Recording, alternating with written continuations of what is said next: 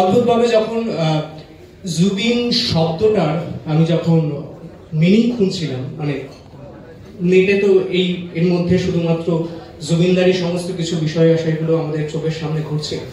তো সেখানে জানতে পারলাম যেটা, যে জুবিন শব্দটা অ্যাকচুয়ালি একটা পার্সিয়ান শব্দ, এবং এই জুবিন শব্দটার অর্থ হচ্ছে ভালোর থেকেও ভালো, এবং যার কোনো লিমিট নেই, যার কাছে মানে আকাশটার যার কোনো সীমা নেই।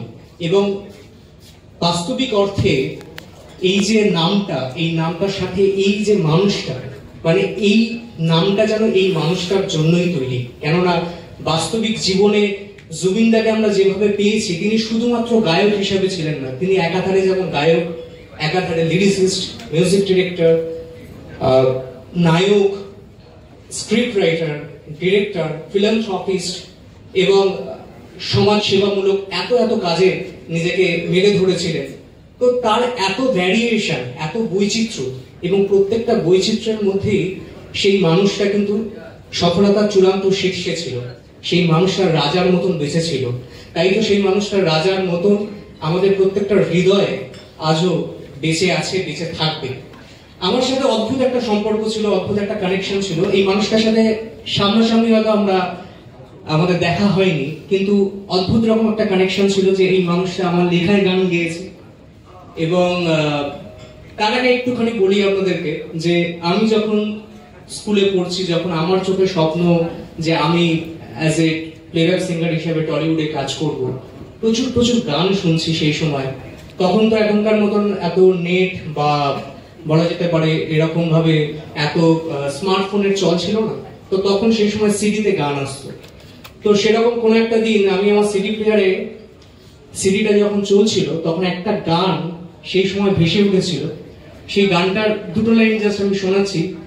গানটা ছিল, জানে ক্যা চাহে মন বাবরা, জানে ক্যা চাহে মন বাবরা, अखियन मेरे सावन चला, अखियन मेरे सावन चला। এই গানটা প্রথম সেদিনকে যখন দাঁড়িয়ে শুনেছিলাম, তখন এতটা ম্যাচুরিটি আমার মধ্যে ছিল না, কিন্তু গলাটার এই অদ্ভুত মাদকতা, গলাটার মধ্যে যে ম্যাজিকটা আমাকে সেই সময় মুগ্ধ করেছিল। কখনো জানি না যে এই মানুষটা অ্যাকচুয়ালি জুবিন গার্গ বা তার আসল পরিচয়টা কি।